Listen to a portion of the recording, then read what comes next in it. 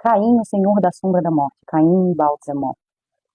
Vocês escolheram esse tema, então nós vamos falar, inclusive tem um ponto muito importante, que é o cerne da questão, mas deixa eu perguntar, vocês já leram Liber Falcifer?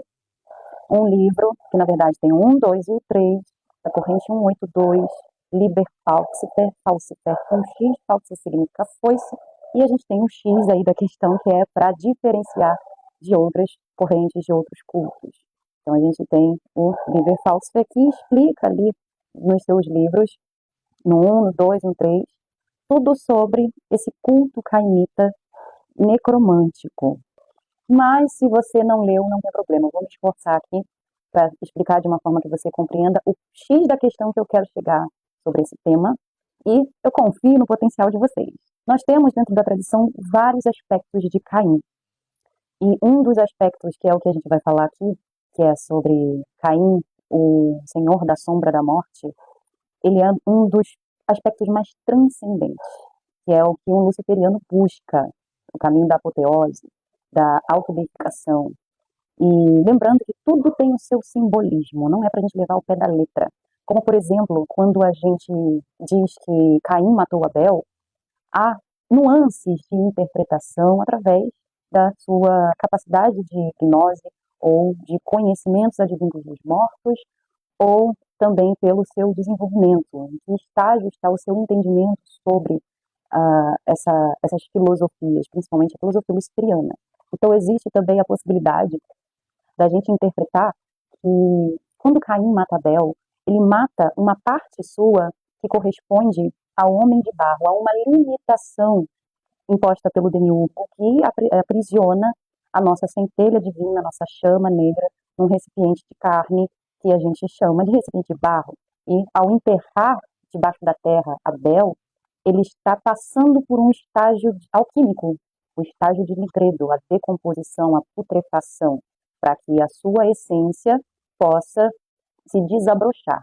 E quando a gente diz que Caim foi o primeiro assassino, a gente pode interpretar também esse matar esta parte nossa mesma, de que corresponde ao demiurgo. Em algumas tradições a gente encontra contando que Caim não foi assassinado, e outras que Caim foi assassinado por Lameque ou por Tubal-Caim, seus descendentes. Lameque ali, já idoso, com problema de vista, o confundiu com um animal, e que talvez ele poderia ter chifres e por isso foi confundido com um animal. E aí então Lameque foi amaldiçoado 70 vezes, 7 vezes, por ter matado aquele que não poderia ser tocado, marca de Caim.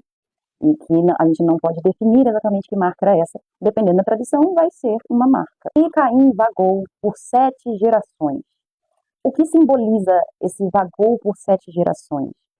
Foram as vivências, os estágios em que ele foi passando e foi se transmutando. Ele foi passando por processos de transmutação, de alquimia negra, assim como a simbologia dele enterrar Abel na terra e passando assim pelo estágio de nigredo da alquimia negra. E quando a gente entende que Caim foi morto ou passou por esses 7 estágios, aí, 7 gerações, ele alcançou uma transcendência, onde, ao invés dele se tornar apenas um espírito comum e descer ao submundo, quando ele desce ao submundo, essa simbologia de morte, que é o desprendimento da carne, que é o se desligar do físico e passa a existir como espírito independente da carne, desligado da carne, ele chega ao submundo e toma o posto, toma o trono daquele que vai governar os mortos e a morte. Tem uma associação também com o sabá das bruxas, o voo noturno, quando a gente tem no solstício de inverno Caim, Baltzamor, fazendo ali a sua caçada selvagem junto com a sua legião de mortos.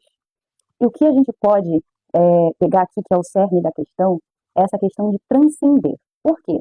Porque o culto cainita, dentro dos moldes da 182, da 218, é ligado também aos túneis e às clifas da árvore da morte, para que a gente possa percorrer aí, tanto com as nossas experiências em vida, quanto nessa alquimia negra, que a necromancia nos proporciona para chegarmos do outro lado, no Citrahara, voltar à origem, ao Ain, ao Zeros. E todo esse processo descrito ali, metaforicamente, simbolicamente, na descrição de Caim Baal Zemoth, deve ser aplicado ao adepto do culto a Caim, do culto caimita. São processos que o adepto vai passar. E por isso temos no Liber Foxter 3 as estações de Nod, que são processos ali, chaves que a gente vai abrindo, iniciações que a gente vai passando para conseguir transpor as limitações, tanto internas, psicológicas, morais, quanto físicas até. Sendo Caim aí, então, um mestre dentro dessa trajetória do luciferiano até chegar ao outro lado. E as estações de Nod a gente corresponde, sim, com o transitar ali dentro da árvore da morte, e que envolve essas práticas para se atingir essa transcendência, são as práticas tanto de alquimia negra, quanto de feitiçaria, de necrognose. Necrognose é um nome pomposo que se dá para conhecimentos advindos dos mortos, tá? E as práticas de feitiçaria, onde você vai poder utilizar tanto para questões pessoais, questões internas, psicológicas, quanto para o seu dia a dia, problemas do seu cotidiano, questões do seu cotidiano, até porque é uma feitiçaria antinomiana. Não existe, assim, aquela ideia de retorno, de karma, pode isso, não pode aquilo. Um satanista, um luciferiano, ele tem que ter autopercepção para ele identificar se as suas atitudes e a sua forma de viver, seu estilo de vida, e etc. Eu já falei isso para vocês, tem um vídeo aqui no feed. Você é quem vai definir se as suas práticas, o seu caminho ali, o seu comportamento no geral, está sendo benéfico para você ou não, se está te autodestruindo ou se está te compondo, está te transformando em algo que você possa transcender as limitações impostas pelo demiurgo. Sobre os livros. Soraya, mas como que eu vou conseguir esses livros? Bom, quando eles foram disponíveis, foi justamente para que alcançasse mais pessoas e, dentre essas pessoas, obviamente, as que realmente têm inclinação a essas práticas, onde tem ali a chama negra, digamos assim, né? Parece algo elitista, né? Falando dessa forma, não é para que vocês interpretem como uma raça especial, é uma simbologia.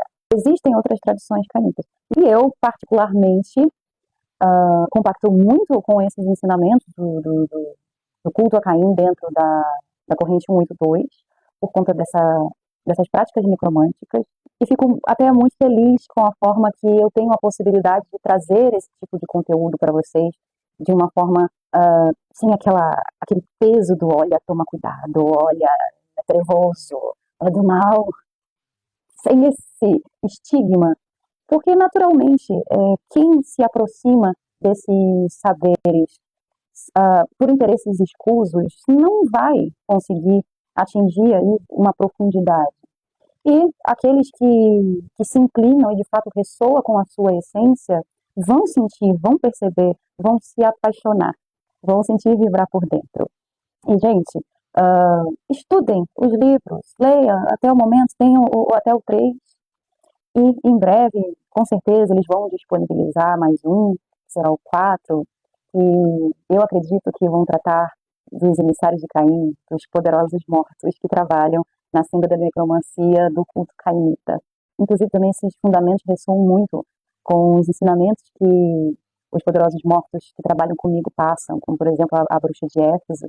E eu poder trazer essas explicações para vocês que sirva para instigá-los a se aprofundar nesses conhecimentos. Bom, espero que vocês tenham compreendido o fundinho da história. Não levem ao pé da letra, existem muitas nuances nesses ensinamentos, nesses conhecimentos, e que de fato está disponível sim a todos, porém nem todos são para este caminho. E está tudo bem. Contanto que você não deturpe, não profane, falar sobre isso é importante até para desmistificar muitas pessoas que maldosamente, para justificar certos comportamentos, acabam deturpando esses conhecimentos que a gente encontra nessa senda, que eu venho aqui e desmistifico para vocês. E dou aí uma luzinha no fim do túnel para vocês poderem seguir adiante e darem os seus próximos passos na senda da necromancia e da feitiçaria antinominanda.